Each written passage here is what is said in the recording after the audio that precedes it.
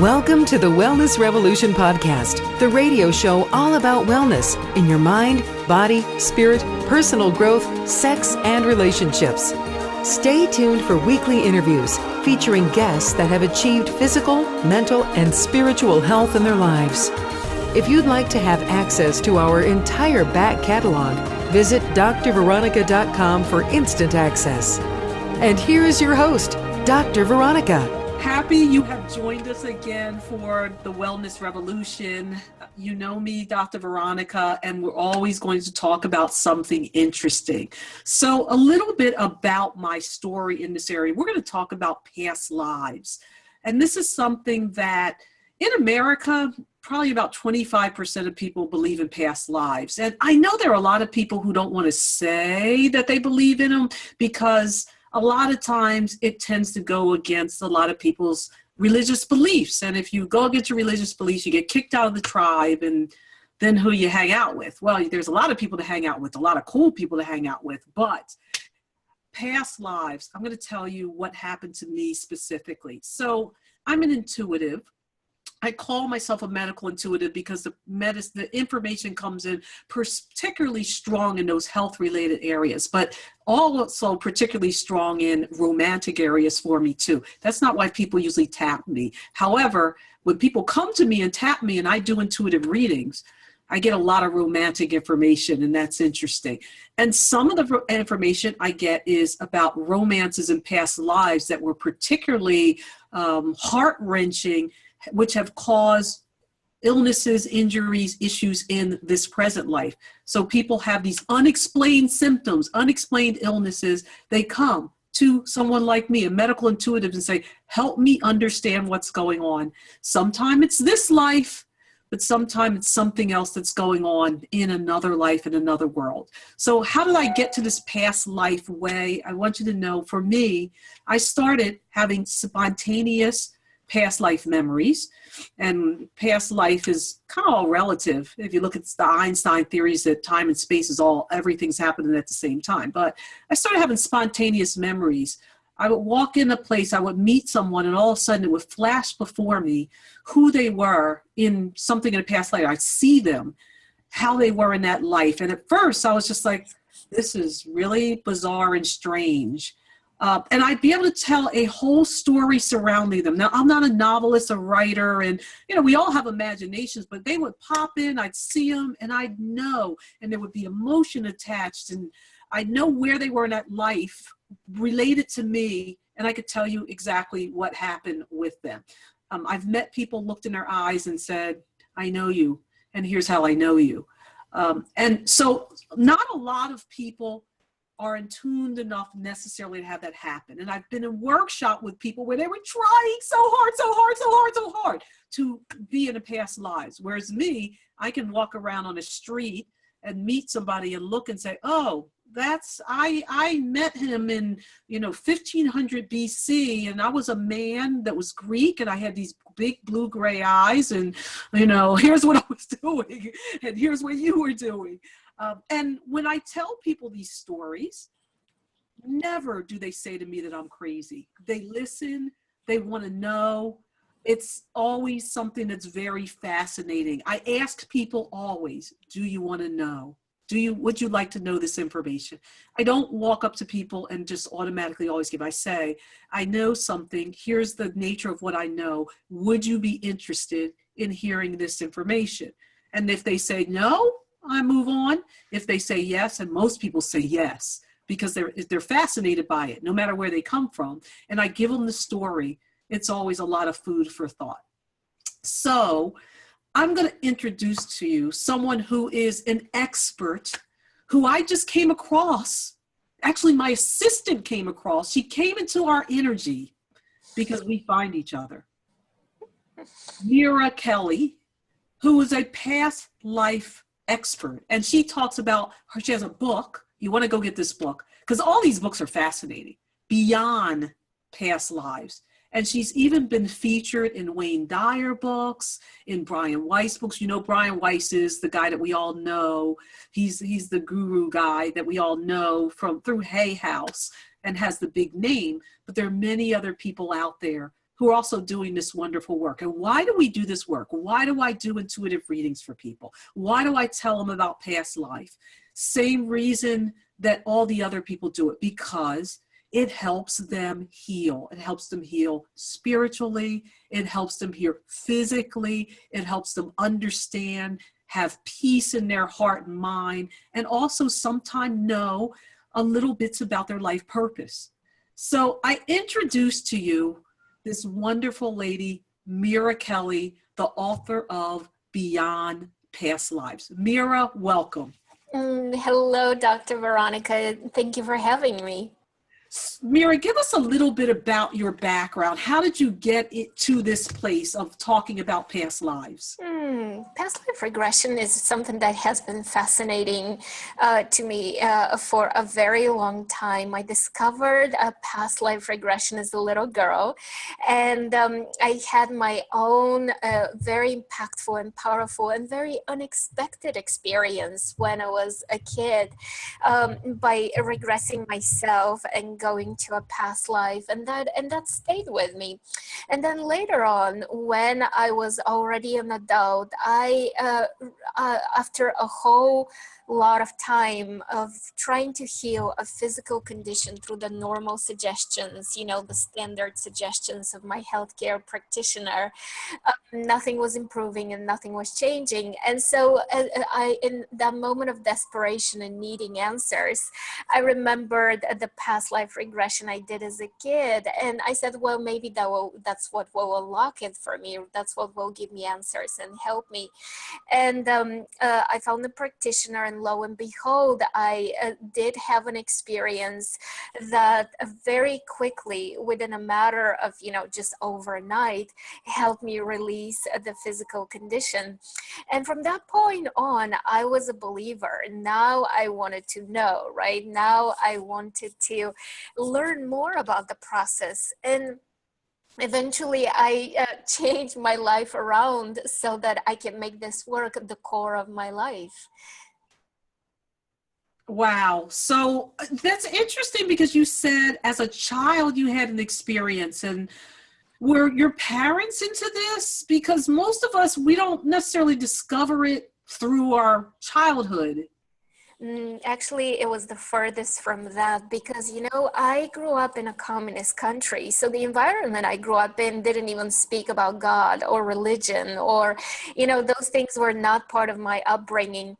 But what happened is, after communism fell down as a regime, all of a sudden there was such a hunger in people's hearts for connection with the divine, for knowing we're not alone, for exploring the universe, that in that environment, my uncle simply shared that he's reading a book on past life regression, and I became very intrigued, and I wanted to read the book, and the book was fascinating in terms of presenting stories of how people will just experience something in their minds, something that oftentimes we cannot even research and prove, and that was enough to heal lifelong phobias or physical conditions or emotional challenges people have been dragging around for decades. And so that's what brought me actually into it, curiosity. Wow. So can you give us some of the stories of something that you discovered from a past life? So the story that I told you, where I was able to heal a physical condition, the condition that I had was a TMJ. So it was an inflammation of the muscles around the jaw, and the inflammation was so severe that I couldn't even open my mouth to put any food in my mouth. It was just so severe, and the pain was always right here. It doesn't go away when it's right in your face. And so I try to do everything possible And it was a very emotionally taxing, financially taxing, physically taxing struggle, you know, for over a year. And nothing was working. And I experienced in my past life regression, I saw myself as a man who was a slave. And as this man, I was a very tall, very strong man, very very much physically strong and yet emotionally broken, right? And the spirit, the sense of freedom and the sense of personal power being broken. And this man had me as this man, I experienced having this metal collar around my neck where a chain will be attached so that, you know, my freedom will be limited. And this chain was put together in a way that there was an imperfection in the metal when it was filed. It wasn't perfectly filed, so it was always hitting right here, you know, and in his life, and that's exactly where the pain was for me. And so having this experience of seeing myself as this slave, as this man, created so much emotion, such an emotional cathartic release for me. And the following day, I woke up and the pain was gone. And this is something that I see with a lot of my clients. This is not an unusual story, right? That people get to experience their past lives, and that unlocks, gives them answers, allows them to move forward. So we talk about, a lot of people come and they want to know, well, what is my life purpose? It's one of the common questions. Talk a little bit about that. Absolutely. So life purpose is truly something we all want to be connected to and experience that sense of meaning and fulfillment. And when people ask me, what is my life purpose? I have two answers for them, if you will, right? The inner and the outer, much like the inner and the outer mysteries, right? So the inner answer of what is our life purpose is we're all here on earth to learn how to handle mental energy. And mental energy is simply thoughts and emotions. To learn how to handle thoughts and emotions in order to understand that we are the ones creating our experiences, that we are the ones who are creating the symbolic representation that physical reality is, right? That's the, if you will, the overarching lesson, the overarching purpose we all share. However, that for each one of us is expressed in a different way, and that's why I talk about, you know, the outer mystery, and each one of us has a specific point of view. Each one of us has a specific theme through which we're learning that the handling of that mental energy, right? For some of us, it's through the challenges and difficulties of our bodies. For others, is through learning to grow business and be sufficient, self-sufficient in terms of out in the world and making money. For others, it's through relationships and abandonment and hurt and heartache and learning unconditional love. So for each one of us, that handling of mental energies apply different. So because of that, I tell people the second answer to what is my purpose, right? The first one is I'm here to learn how to handle mental energy, each one of us. But the second answer is you're here to be yourself fully and completely, to the best of your abilities, to channel who you truly are and put it out into the world. So why is it so common that people don't feel like they're being themselves and don't feel authentic? Why is it so common? Because we fall into the misconception of not trusting ourselves, not trusting the universe, not trusting the unknown. And so when we become so well acquainted and accustomed and habituated in not trusting ourselves, those impulses that are, you know, the voice of our higher self speaking through us and looking to be expressed out into the world, our gift gifts, our talents, what we're here to serve, we don't trust it, right? We don't believe it's possible. I cannot tell you for how many years the still small voice within me was telling me that this world, this path of being a spiritual healer, being a regressionist is the way forward for me. And yet I would put the stop on it by saying, wait a minute, who's going to pay the bills, right? How is that anything bona fide, right? How is that something that how is that? Keep in mind, I used to be an attorney, right? And I used to be an attorney in a very large law firm. So I was at the top of my earning bracket anywhere in the world. And so those are the things that get in our way, not trusting ourselves and having a whole lot of fear that comes as a result of that doubt. So how specifically can a past life regression help somebody figure this out more than anything else, or as a tool? Yeah, absolutely. You know, like you said, that's one of the questions I hear very often. What's my purpose? And so we use past life regression in two ways with people when they work with me. I help them experience lifetimes which allow for the block to be removed, whatever that fear is, whatever that limitation they perceive that is stopping them from moving forward. And then the second way we work with past life regression is for them to see a life where they have been living their purpose, so that they can connect with the feeling, with the expression of that purpose. What does that look like in the world?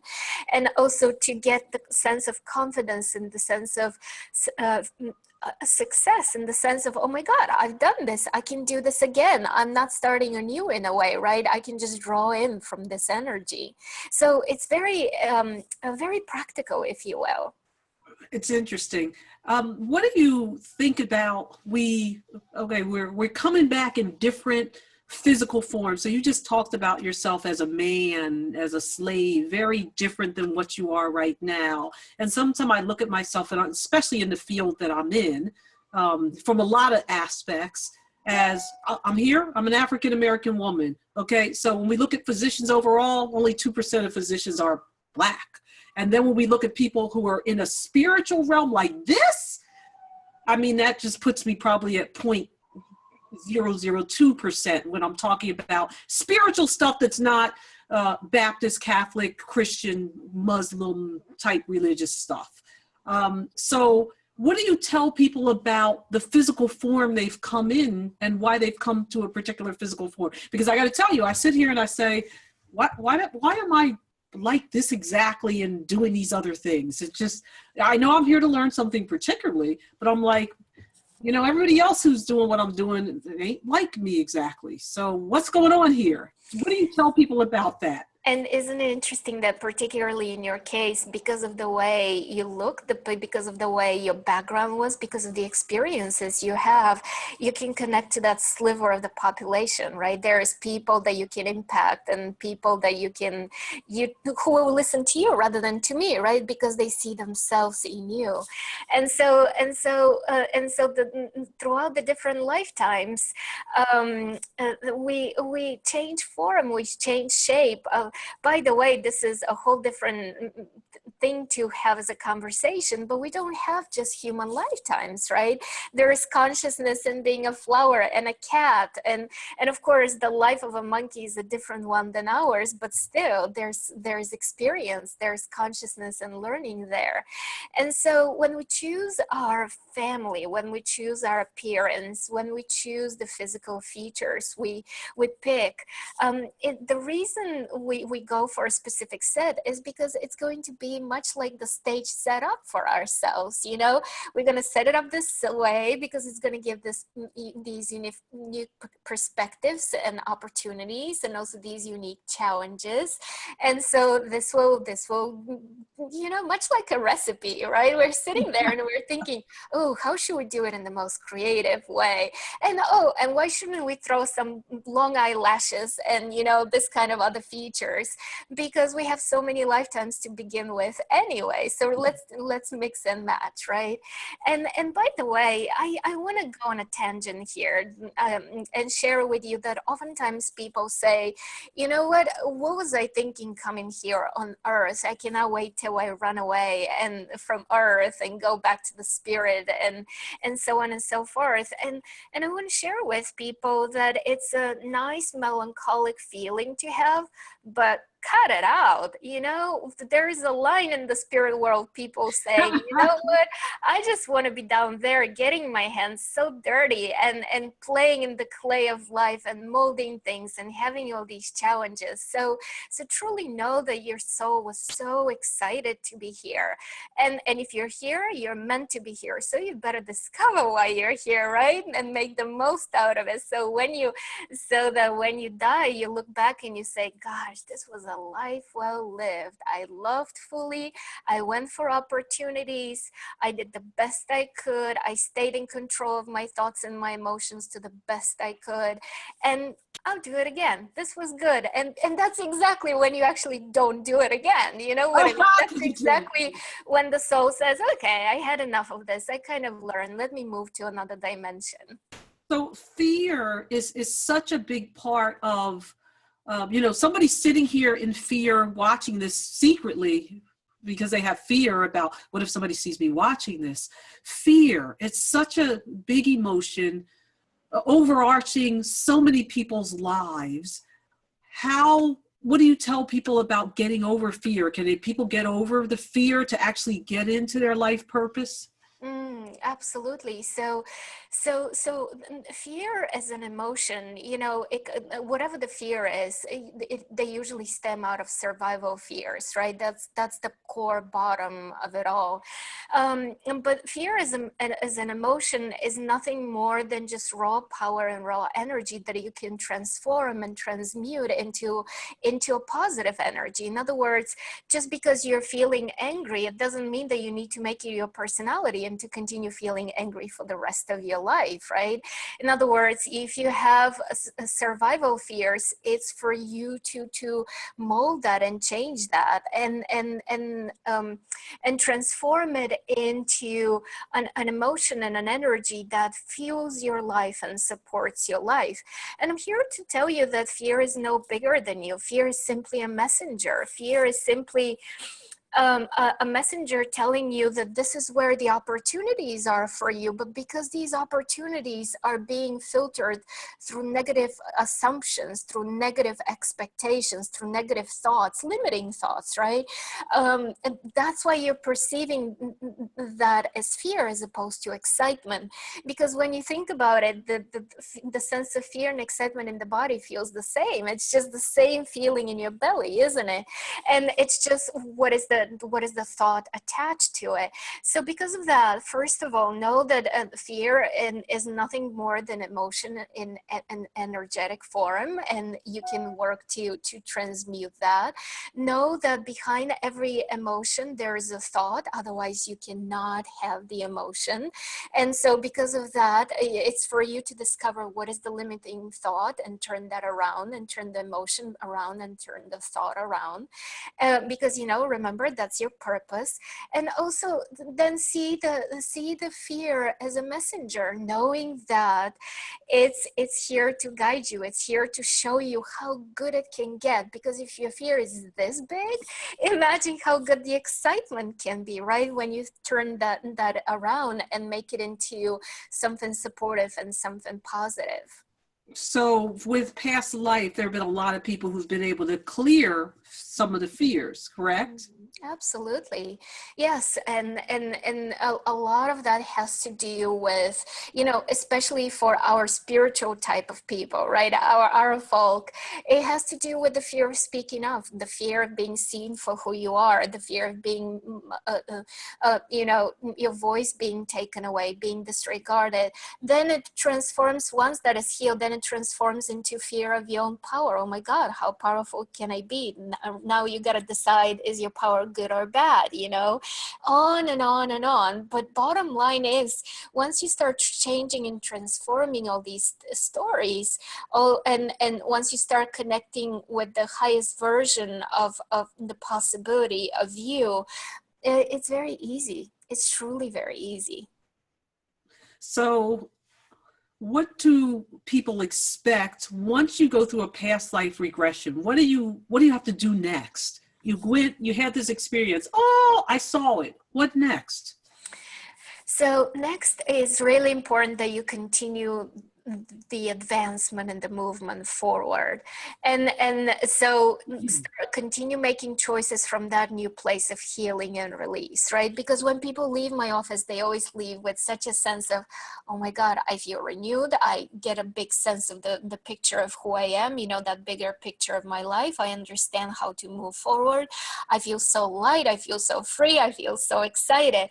And I always tell people, now you gotta know that you are changed, you're different. So now you got to make those different choices. You have to use your willpower, to continue on this track, this new path of going forward.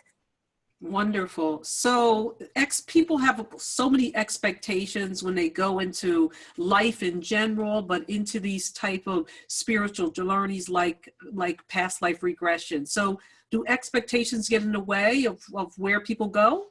Oh gosh, yes, absolutely. I mean, don't expectations get in the way of a lot of things we try to create and experience, right?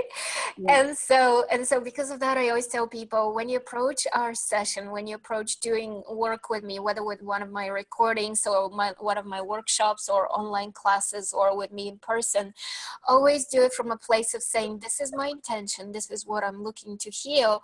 But divine, guides, teachers, my higher self, whatever is in my highest, I'm gonna open up. You show me, you guide me, and when you approach it from that place of curiosity and openness, whatever shows up, you receive it. You're truly able to receive it and work with it. Wonderful. And so you've mentioned that you have workshops and books and online tools, and so some of us may be lucky enough to be in your presence physically, but for a lot of us that's challenging. So if people want to connect with you and have these experiences, how can they through you? Oh gosh, absolutely. By just going simply to my website, mirakelley.com, and you spell Kelley, Kelley. And from there on, people can look into my event schedule and see whether they want to do an online class with me. I have those monthly classes where I guide people through past life regression as a group, no matter where you are in the world. They can also get one of my recordings and have an immediate gratification of connecting with their past lives, and of course working with me in person. And but an amazing place, because we mentioned this in our conversation, will be for them to right at the top of the homepage on my website, to download my trust meditation. This has to do with opening up and trusting the divine, trusting yourself, trusting your purpose, trusting your strength, trusting your vision for how you want your life to be, and that you can create that. And so it's a recording that I created on the basis of my own experience, because it was not, should I say, an effortless transition for me to move from being an attorney, a corporate attorney, to doing this kind of healing work. So I had to do a whole lot of my own releasing and my own adjustments and transformation. And because of that, I very well know about trusting your purpose, right? And trusting your path. And because of that, I created this recording, and I've been giving it to people as a free gift. So definitely start there. I love those free gifts. Thank you so much. I love connecting with people. Sometimes you get people that don't understand you. Sometimes I'm sure you meet some of these people who are in a different place and they think that you're the devil or something, because you help people access different realms, because that's what this is, helping to access different realms. And so Mira, I thank you. MiraKelley.com, MiraKelley.com. Go get the gift on trusting yourself. We all need to trust ourselves. So Mira, thank you for being on the Wellness Revolution. And thank you, Dr. Veronica. I loved our conversation. Thank you for listening to the Wellness Revolution podcast. If you want to hear more on how to bring wellness into your life, visit drveronica.com. See you all next week. Take care.